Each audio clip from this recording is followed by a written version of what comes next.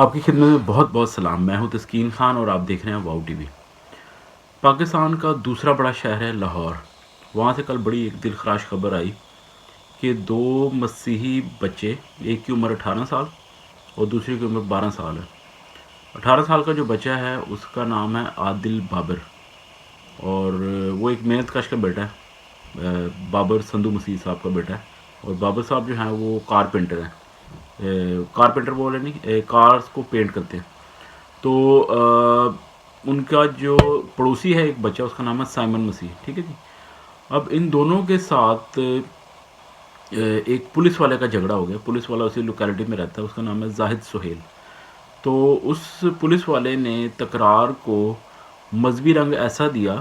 حالانکہ آپ just imagine کہ آپ پولیس کے اندر کانسٹیبل ہیں، یو آر میچور پرسن، اور آپ کا کیا جھگڑا بنتا ہے 2 بچوں کے ساتھ. ایک بچہ جو ہے اس کی عمر ہے 18 سال، دوسرے کی عمر ہے 12 سال.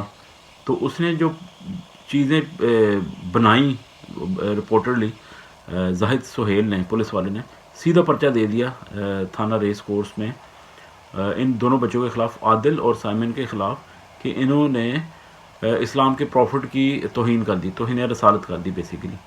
تو وہ بڑا خطرناک چارج ہے. اس کے اوپر لگتا ہے 295C. آپ کو پتہ ہی ہے، وہ آپ نے سنا ہے. تو یہ سب سے زیادہ ہے، جس کی جو سزا ہے وہ خدا نخواستہ سزائے موت ہے. ٹھیک ہے جی. اب پولیس نے کیا کیا، ان دونوں بچوں کو گرفتار کر لیا. اب وہ جو بابر صاحب ہیں وہ کہتے ہیں کہ جی جو عادل کی والدہ ہیں وہ ہارٹ پیشنٹ ہیں، اور ابھی تک پتہ نہیں چل رہا ہے بچوں کے ویئر اباؤٹس کا. تو یہ ساری آپ کو سٹوری پتہ چل گئی کہ ہوا کیا ہے. اب ایسا کبھی کبھی لگتا ہے کہ کچھ ٹائم کے لیے سکون ہو گیا پاکستان میں. اب کوئی اس طرح کا مسئلہ مسائل نہیں ہوگا. یہ بلاسفمی کے نام پہ یا مذہب کے نام پہ یہ جو جنونیت بربریت برتی جاتی ہے، لیکن پھر اچانک کوئی نہ کوئی ایسا کیس نمودار ہو جاتا ہے، پھر جو ہے وہ دل اٹھ جاتا ہے انسانیت سے، خاص طور پہ پاکستان یا بھارت جیسے خطوں کے اندر، کہ جب مائنورٹیز کے ساتھ جب ان کو پک کیا جاتا ہے، جب زیادتی کی جاتی ہے، تو پھر دل جو ہے وہ بڑا دکھتا ہے.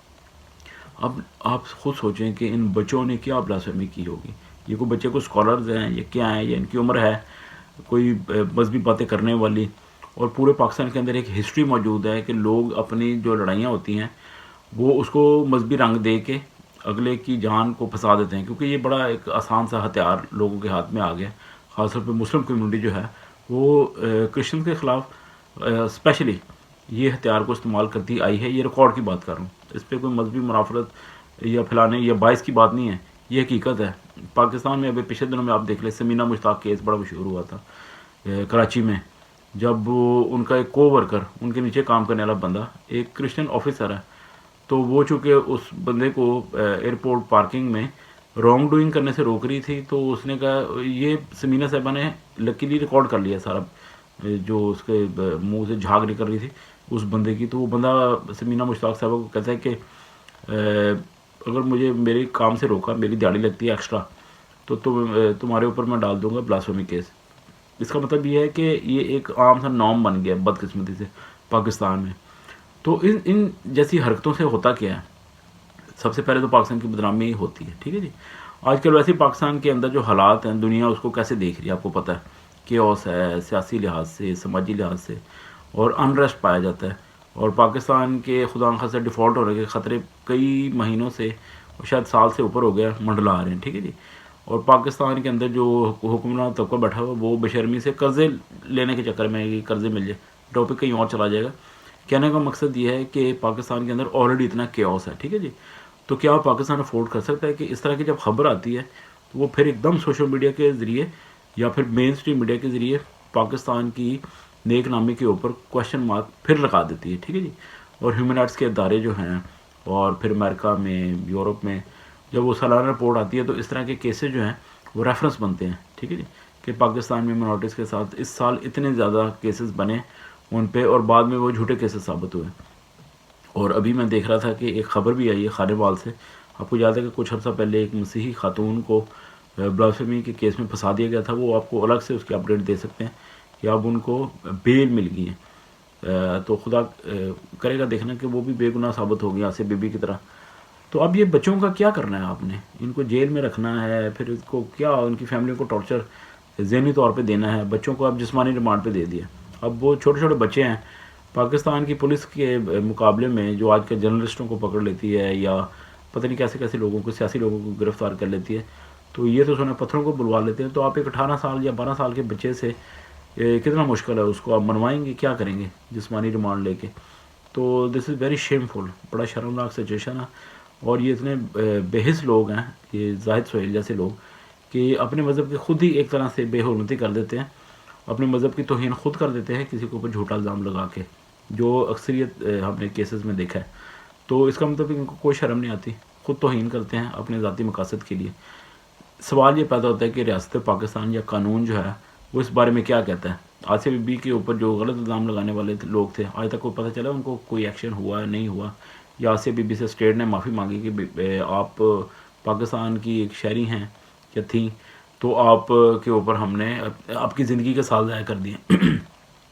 تو کوئی ایسا سسٹم نہیں ہے، کاؤنٹر سسٹم نہیں ہے کہ ایسے کیسز کے اندر ان لوگوں کو ریورس پرچے ہوں کہ جو جھوٹا الزام لگاتے ہیں. سزا جزا کا سسٹم ہوگا تو لوگوں کے اندر وہ خوف آئے گا نا، ورنہ یہ تو موم کی ناک ہے، قانون جدھر مرضی موڑ لو. لیکن it's a very heartbreaking news. بہت دل خراش واقعہ ہے.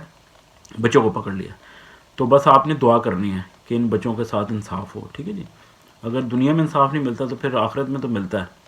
تو اس وقت سے یہ بھونڈے الزام لگانے والے لوگ ڈرتے نہیں ہیں، بے شرم لوگ ہیں، بے حس لوگ ہیں.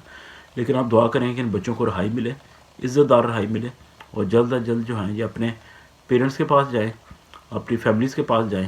اور جس کرب سے ان کی فیملیاں گزری ہوں گی ہم امیجن بھی نہیں کر سکتے، وی کانٹ ایون امیجن.